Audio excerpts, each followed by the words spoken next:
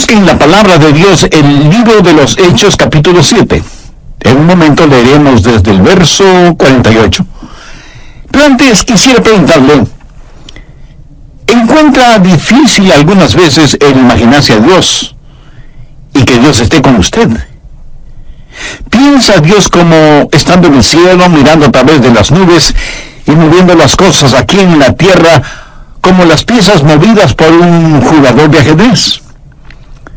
Algunas personas conciben a Dios de esa manera. Por ejemplo, dicen, cuando oro mi oración no pasa del tumbado. Bueno, tal vez han fracasado en entender que Dios también vive debajo del tumbado. Hoy les he hablado de cómo experimentar la presencia de Dios. Y este es un tema sobre el cual me fascina hablar porque es muy significativo para mí personalmente y creo que puede ser de mucha ayuda para usted como creyente el cubrir su corazón y su mente con esta básica verdad bíblica y que francamente, debo confesarlo, no la supe por mucho tiempo. ¿Dónde vive Dios? Quiere decir, si usted quisiera escribirle una carta, ¿sabe a qué dirección escribir? ¿En qué clase de edificio vive Dios? Llamamos a los templos las casas de Dios, pero lo son en verdad. Veamos Hechos capítulo 7 desde el verso 47. Mas Salomón le edificó casa, si bien el Altísimo, ese es otro nombre para Jehová, Dios, no habita en templos hechos de mano, como dice el profeta.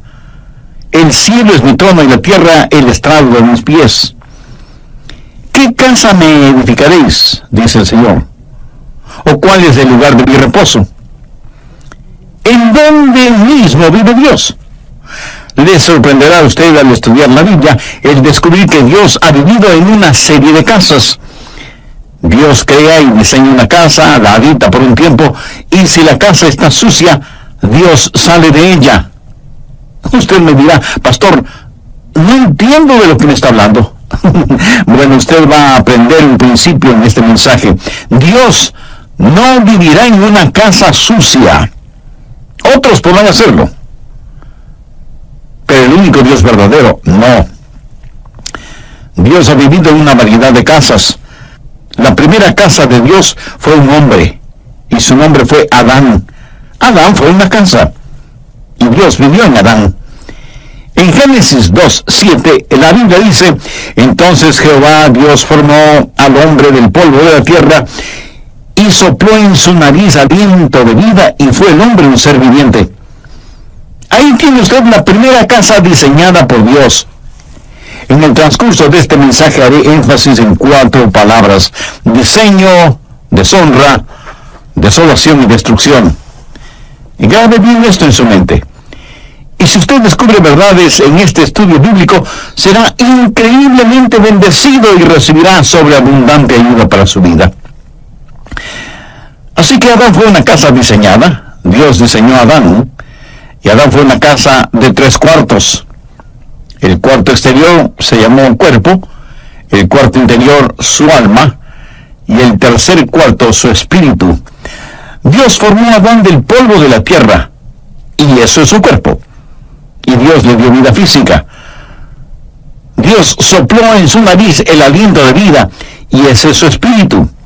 La palabra soplar y la palabra espíritu son las mismas palabras, el espíritu de vida.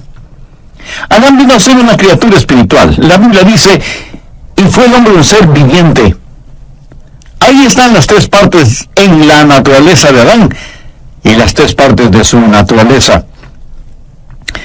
Todos los seres humanos somos cuerpo, alma y espíritu.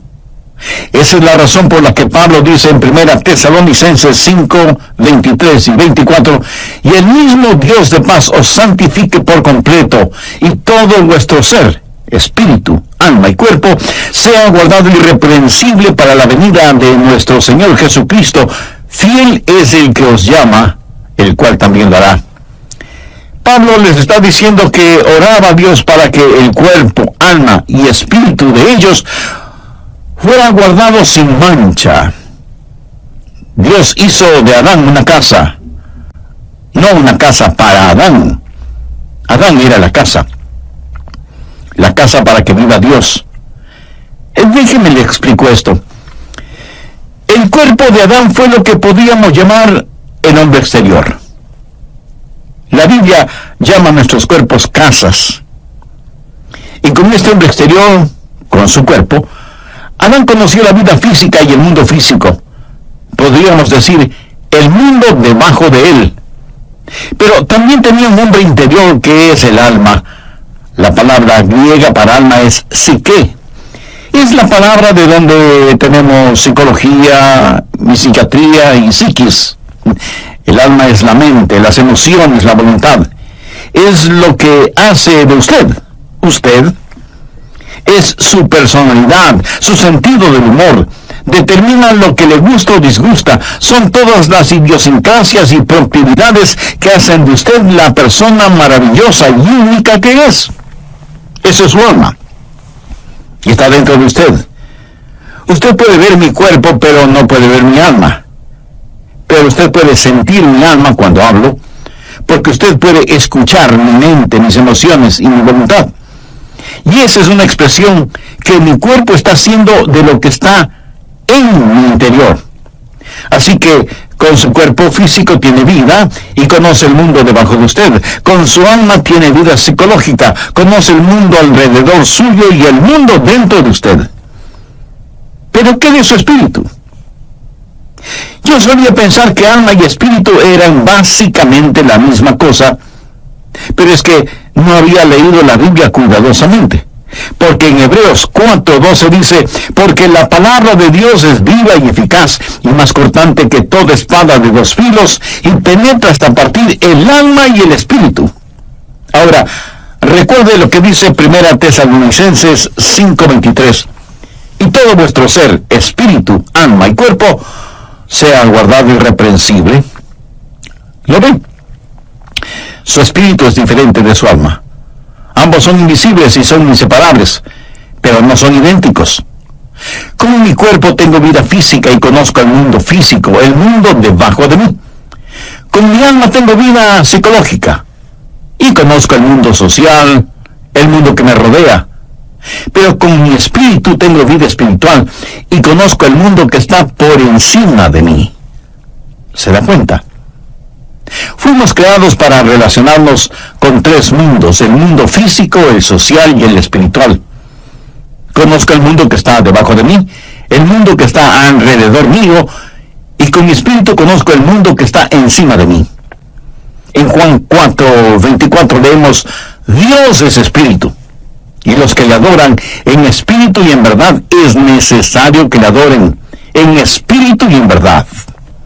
Y en Romanos 8:16 Pablo dice, el espíritu mismo da testimonio a nuestro espíritu de que somos hijos de Dios.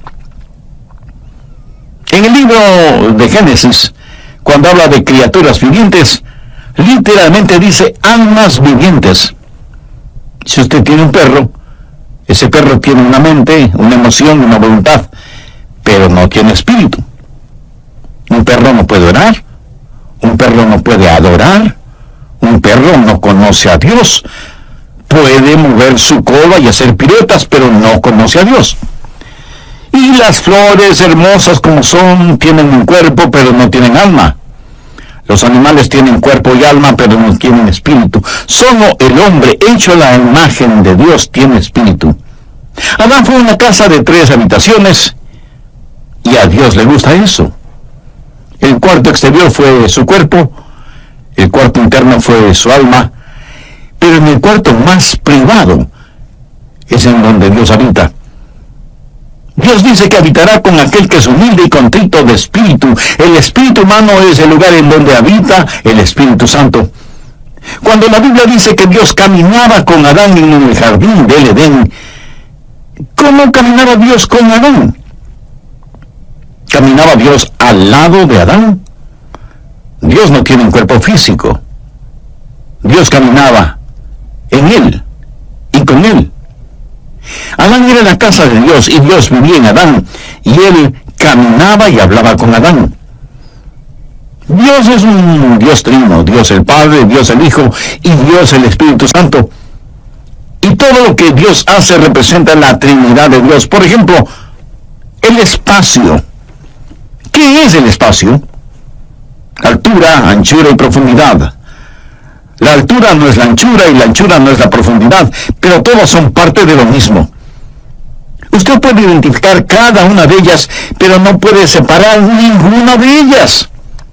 Y así es Dios. Dios es Padre, Hijo y Espíritu Santo.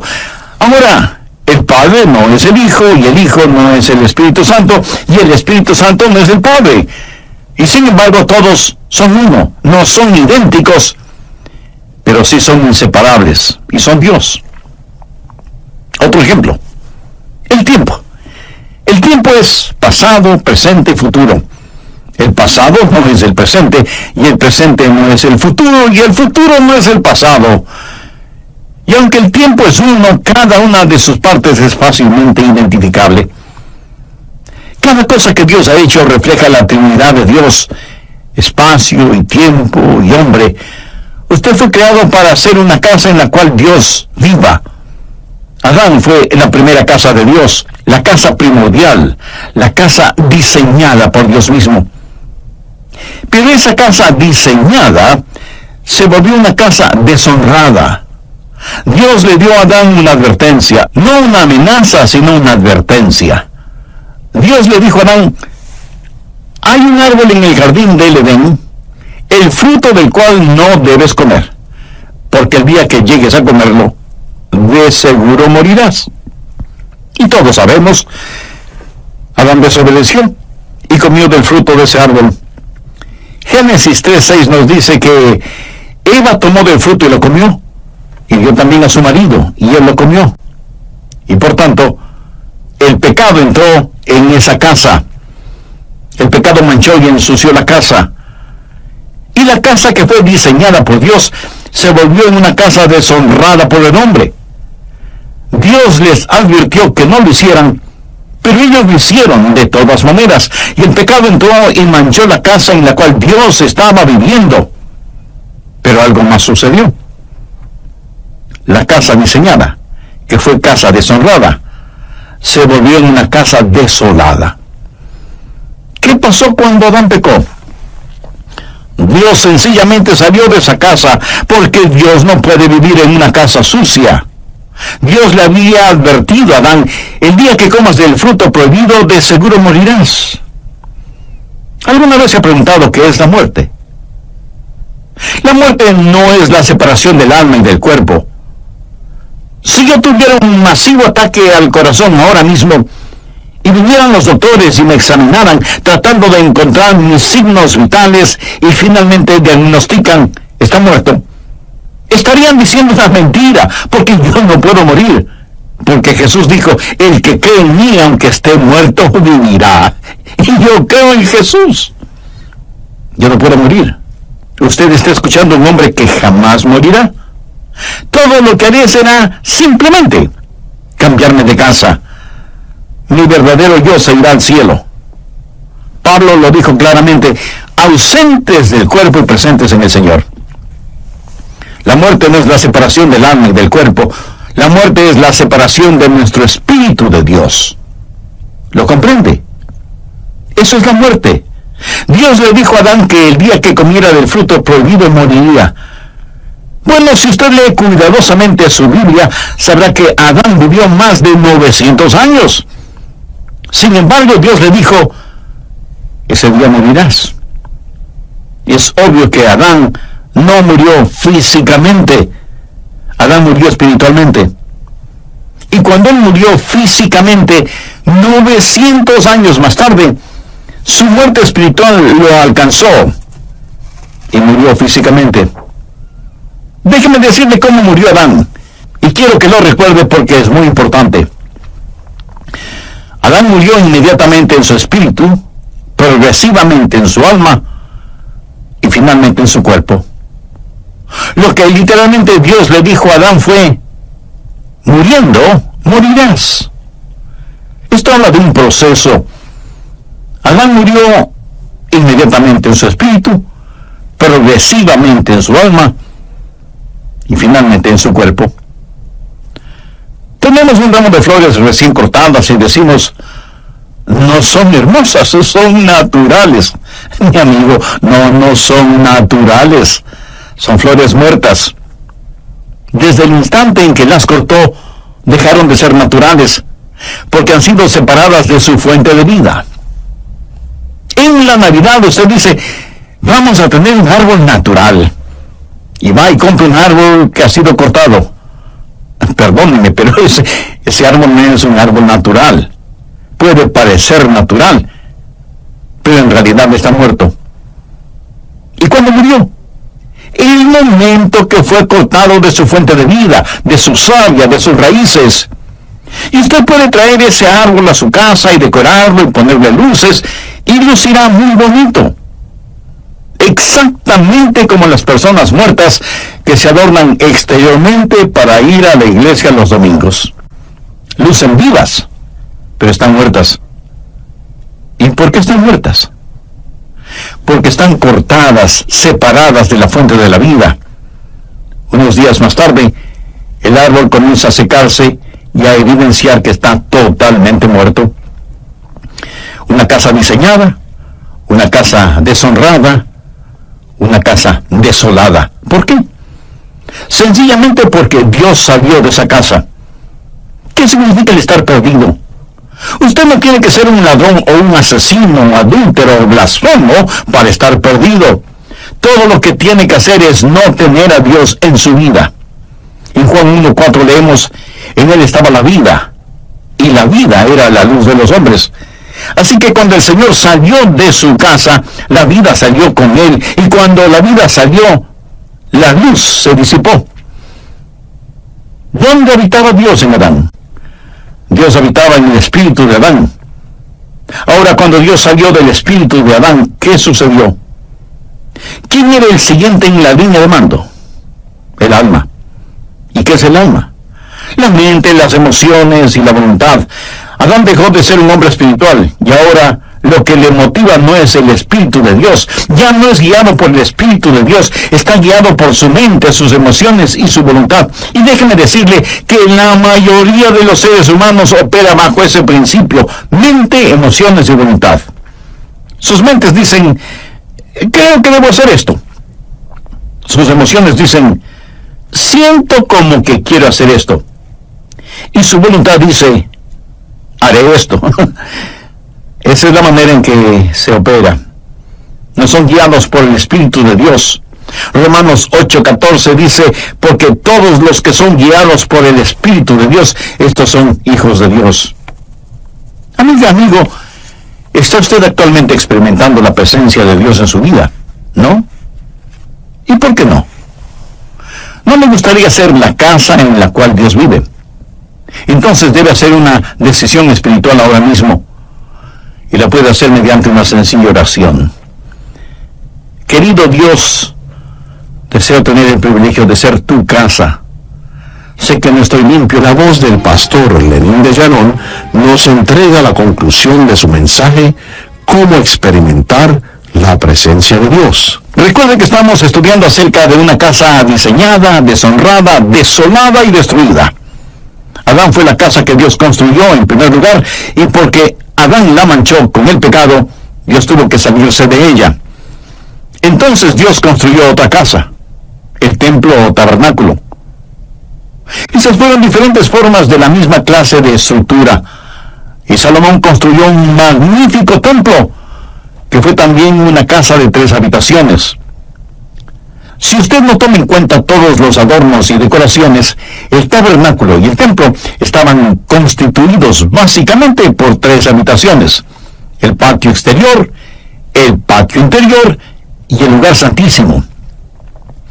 El patio exterior, que era el lugar de los sacrificios, donde estaba el altar de bronce, representa su cuerpo, el hombre exterior, porque debemos presentar nuestros cuerpos como sacrificios vivos. La siguiente habitación, el patio interior, representa su alma, porque es donde la gente se encuentra y tiene compañerismo, y se conocen unos con otros y adoran a Dios. Pero había una tercera habitación, conocida como el lugar santísimo. ¿Y qué había en ese lugar santísimo? la Shekinah, la gloria del Señor. Dios habitaba ahí entre los querubines que cubrían el propiciatorio en el arca, y la gloria de Dios inundaba ese cuarto. Dios estaba allí en el lugar santísimo, el patio exterior, el patio interior y el lugar santísimo. Esta también fue una casa diseñada por Dios. Dios le dijo a Salomón cuando construyó el templo: «Constrúyelo de acuerdo al diseño que te he dado». No es que ellos simplemente lo pensaron. Dios fue el arquitecto de ese edificio. Dios lo diseñó para que tenga 3 habitaciones, porque todo lo que Dios hace refleja a la Trinidad. Pero no solo fue una casa diseñada, sino también una casa deshonrada. Recuerda lo que Jesús dijo cuando estuvo en el templo y vio a los mercaderes y cambiadores de monedas allí. Recuerda cómo él, movido con ira santa, actuó. Recuerda lo que Jesús dijo: «Escrito está, mi casa, casa de oración será llamada, mas vosotros la habéis hecho cueva de ladrones». Una casa diseñada, una casa deshonrada y una casa desolada, porque Dios no vive en una casa sucia.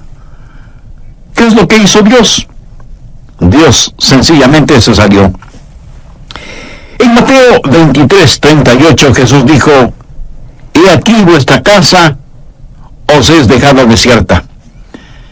Note que en Mateo 21:13 Jesús dijo: «mi casa». Pero aquí en Mateo 23:38 dice: «vuestra casa os es dejada desierta». ¿No entiende? Era la casa de Dios, pero él salió de allí diciendo: «pueden quedarse con ella, es su casa». Y ellos continuaron adorando en ella, y continuaron ofreciendo sus sacrificios y quemando sus inciensos, y siguieron cantando sus canciones y diciendo sus oraciones. Pero Dios estaba a miles de años luz de distancia espiritualmente. Él les dijo: «es su casa». Y ellos continuaron siendo religiosos en ella. Una casa diseñada, una casa deshonrada, una casa desolada y por último, una casa destruida. En Mateo 24, los discípulos trajeron a Jesús para mostrarle el templo como si él nunca lo hubiera visto. Y dijeron: «ah, no es realmente hermoso». Y Jesús les dijo: «¿veis todo esto? De cierto os digo que no quedará piedra sobre piedra. No quedará piedra sobre piedra». Y eso es verdad. He estado allí y lo he visto con mis propios ojos. No quedará piedra sobre piedra. Ese magnífico templo que Herodes construyó ya no existe. ¿Por qué? Una casa diseñada, una casa deshonrada, una casa desolada y una casa destruida. Bien, la primera casa de Dios fue Adán, luego el tabernáculo, el templo, que fue como una lección. La siguiente fue la casa perfecta de Dios. ¿Sabe qué casa fue?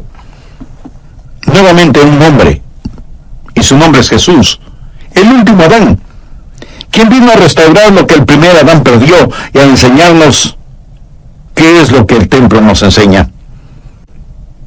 ¿Fue Jesús una casa de Dios? Por supuesto que sí. Leamos Juan capítulo 2, los versos del 19 al 21. Respondió Jesús y les dijo: «destruid este templo y en 3 días lo levantaré». Dijeron luego los judíos: «en 46 años fue edificado este templo, y tú en 3 días lo levantarás». Mas él hablaba del templo de su cuerpo. Ellos no entendieron que Jesús estaba hablando de otro templo, que Jesús mismo era el templo. Recapitulemos esto. Primero, una casa diseñada. El cuerpo de Jesús fue obra del Dios Todopoderoso. En Hechos 10:5 leemos: «me preparaste cuerpo». El cuerpo de Jesús fue el perfecto diseño de Dios el Padre. Esa es la razón del nacimiento original, concebido en el vientre de María. Él vino como vino, nacido de una virgen, para ser lo que fue, sin pecado, para hacer lo que hizo, morir por nuestros pecados. Y murió por nuestros pecados para que nosotros seamos lo que Él es, Hijo de Dios. Se hizo Hijo del Hombre para que nosotros podamos ser hijos de Dios. Nació de una virgen para que nosotros podamos nacer de nuevo. Él vino a la tierra para que nosotros podamos ir al cielo. Jesús fue una casa diseñada. Segundo, una casa deshonrada. Usted dirá, oh no, pastor, no esa casa. Busque Isaías 53:6.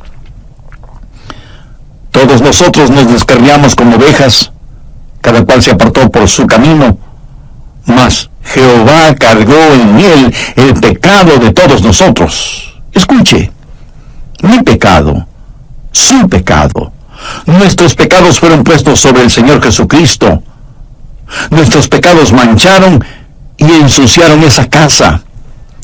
Busque 1 de Pedro 2:24, quien llevó él mismo nuestros pecados en su cuerpo. Nuestros pecados con toda su vileza fueron puestos sobre el Señor Jesucristo. Y esa es una buena razón para que usted ame al Señor Jesús. No hay nada que me conmueva más que Getsemaní. Y cuando pienso en Getsemaní, mis ojos se llenan de lágrimas al recordar la oración de Jesús. Padre mío, si es posible, pase de mí esta copa. Ahora, ¿qué había en esa copa? Todos los pecados de todos los tiempos de toda la humanidad. Ahora, no piense en todas las naciones del mundo, piense en su propio país, en su propia ciudad, en su pueblito o en su aldea. Y piense solo en el pecado de la mentira en un solo día.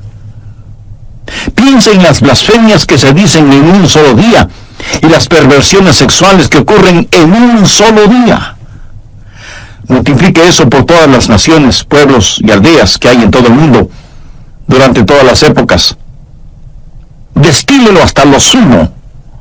Póngalo en una copa y désela a beber al Hijo de Dios. Él se volvió pecado por nosotros. Y cuando Él se volvió pecado, Dios el Padre tuvo que tratarlo como trataría a cualquier pecador bajo juicio. El apóstol Pablo dice en Romanos 8:32, el que no escatimó ni a su propio Hijo, sino que lo entregó por todos nosotros. Jesús no solo llevó nuestros pecados, pero Él, el Hijo de Dios, fue el objeto del aborrecimiento del Padre. Tercero, una casa desolada. Cuando Jesús estuvo clavado en la cruz y cuando los negros dedos de la oscuridad cubrieron el monte Calvario, cuando la tierra tembló y se estremeció, y Jesús soportó todo el peso de nuestros pecados, y Él clamó, Dios mío, ¿por qué me has desamparado? Le diré por qué el Padre le desamparó. Dios no puede vivir en una casa sucia. Él abandonó esa casa que quedó desolada. Y Jesús murió solo. Solo. Amigo, comprende el impacto de esto. Jesús no contó con el consuelo de su Padre. Jesús murió solo. Cuando David caminó por el valle de sombra de muerte, él pudo decir, no temeré mal alguno porque tú estarás conmigo. Jesús no pudo decir ni siquiera eso. Estuvo olvidado de Dios y de los hombres, suspendido entre el cielo y la tierra, una casa diseñada, una casa deshonrada, una casa desolada. Cuarto, una casa destruida. Jesús supo lo que le iba a pasar.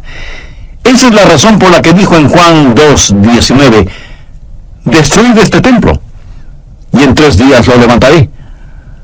Sabía que iba a ser destruido, porque sabía cómo Dios su Padre trabaja. Bien, la casa primaria de Dios fue Adán, la segunda casa diseñada por Dios fue el templo, y la tercera y perfecta casa fue el Señor Jesucristo. Pero sabía que Dios tiene otras casas. Sabía que Dios dejó de cambiarse de casa. Déjeme decirle cuál es la casa permanente de Dios. Si usted es un genuino hijo de Dios, mírese a usted mismo. Mire a los otros hijos e hijas de Dios. ¿Qué es lo que dice 1 Corintios 3:16? ¿No sabéis que sois templo de Dios y que el Espíritu de Dios mora en vosotros? Y más adelante en 1 Corintios 6:19 y 20 leemos: ¿O ignoráis que vuestro cuerpo es templo del Espíritu Santo, el cual está en vosotros, el cual tenéis de Dios, y que no sois vuestros? Porque habéis sido comprados por precio. Glorificad pues a Dios en vuestro cuerpo y en vuestro espíritu, los cuales son de Dios. Dios vino a vivir en nosotros y ya no se cambiará de casa. En relación con este cuerpo, este templo, Jesús dijo: y yo rogaré al Padre y os dará otro Consolador, para que esté con vosotros para siempre. Dios ha dejado de cambiarse de casa. Tal vez usted me diga: pastor, no entiendo eso. Usted dice que Dios no vive en una casa sucia, y yo sé que no estoy sin pecado, sé que he fallado y he hecho cosas malas. ¿Dios no se saldrá de mi casa? Amigo, esa es una interesante y maravillosa pregunta. Le diré por qué Dios no saldrá de su casa.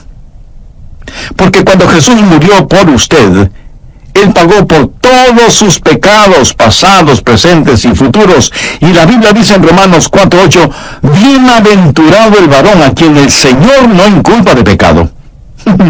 ¿No es eso algo extraordinario?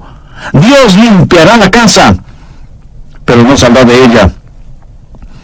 El pecado por el cual murió Jesús jamás será puesto en su cuenta si usted ha recibido al Señor Jesucristo como su Salvador y su Señor en forma personal.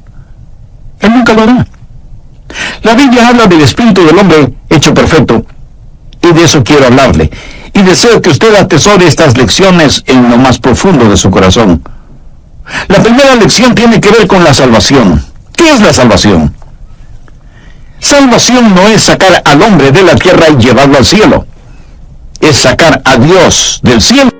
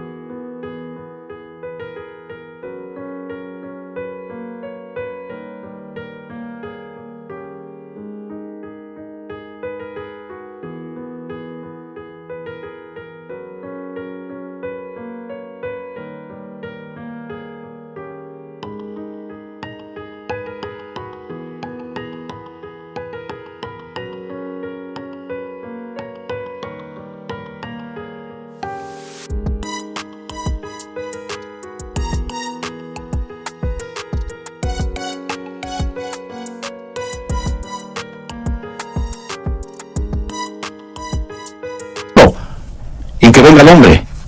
Esa es la diferencia. Mucha gente cree que la salvación es que sus pecados sean perdonados para poder ir al cielo. El que sus pecados sean perdonados es preparación para la salvación.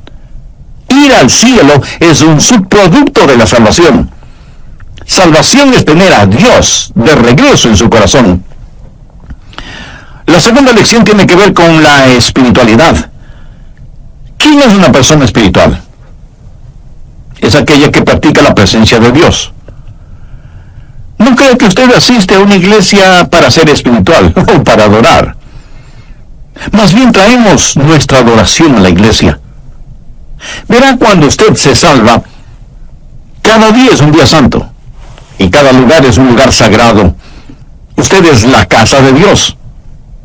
Si usted va a tener algo que sea santo, recuerde lo que dice 1 Corintios 6:19. ¿O ignoráis que vuestro cuerpo es el templo del Espíritu Santo, el cual está en vosotros, y que no sois vuestros?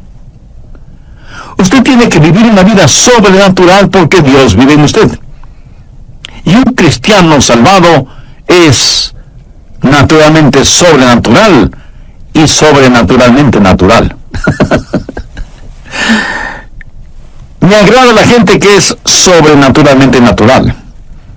Me gusta la gente que es la misma en el cuarto de un hotel o en el culto de adoración. Usted no va a la iglesia únicamente a actuar en forma religiosa. ¿Sabe cómo Jesús llama a los actores? Hipócritas. Escúcheme. Si usted es ya salvo, Dios vive en usted. Y cada día es un día santo y cada lugar es un lugar sagrado. Y todo lo que haga debe hacerlo como para la gloria de Dios.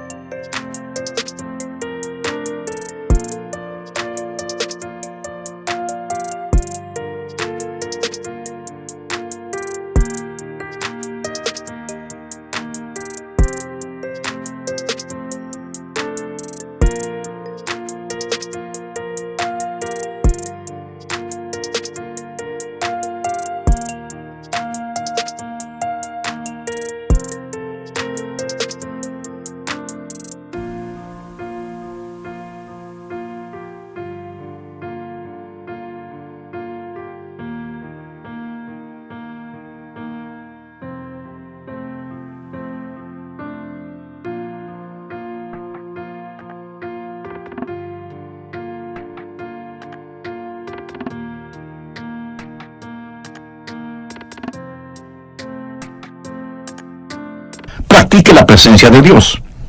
La tercera lección tiene que ver con la seguridad. Gracias a Dios, Él dejó de cambiarse de casa. En Juan 14:16, el Señor Jesús nos dejó una firme y segura promesa. Y yo rogaré al Padre, y os dará otro consolador para que esté con vosotros para siempre. Dios salió de la casa que fue Adán. Dios no va a salir de mi casa. ¿Cuál es la diferencia? Yo tengo algo que Adán no tuvo, a menos que se haya salvado. En el jardín del Edén, Adán fue inocente. Pero yo soy justo. No mi propia justicia, sino la justicia de Dios impartida. ¿Cuál es la diferencia entre inocencia y justicia?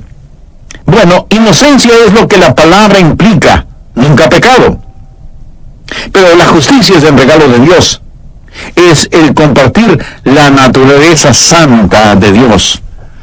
Y la cuarta lección tiene que ver con el servicio. ¿Qué es el servicio a Dios?